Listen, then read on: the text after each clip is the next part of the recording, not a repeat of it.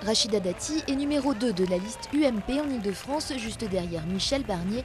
Une disgrâce de la part du président Sarkozy qui a saisi le prétexte des élections européennes pour pousser vers la sortie du gouvernement son ex-protégé. Depuis cette désignation, Rachida Dati, qui avait d'abord fait savoir qu'elle ne souhaitait pas s'engager pour ce scrutin, n'a cessé d'affirmer son intérêt pour l'Europe.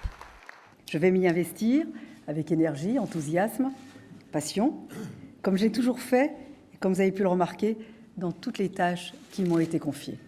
Les débuts de la campagne de la ministre de la Justice ont toutefois été un peu chaotiques, comme lors de cette réunion publique en avril où Rachida Dati était apparue désinvolte et peu au fait de certaines problématiques européennes. Dans la suite de la campagne, elle s'est efforcée de montrer un visage plus sérieux. On se rend compte que les enjeux européens intéressent, parce que nous rappelons que 60% de la législation nationale est d'origine européenne. Donc tous les sujets européens intéressent tout le quotidien des Français. C'est ce que nous faisons régulièrement dans toutes nos réunions. Mais vous-même, vous êtes heureuse d'être là ce soir? Je vous ai répondu. Ma seule réponse, le seul fait d'être tous les jours sur le terrain en campagne, le démontre. Car c'est bien une campagne de terrain qu'a menée Rachida Dati.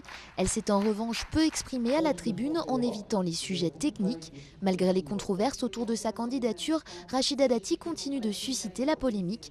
Elle compte même sur sa popularité auprès des militants UMP pour faire de son exil strasbourgeois un nouveau tremplin pour sa carrière. Tenace, la ministre de la Justice a déjà prévenu que l'on ne se débarrasserait pas d'elle aussi facilement.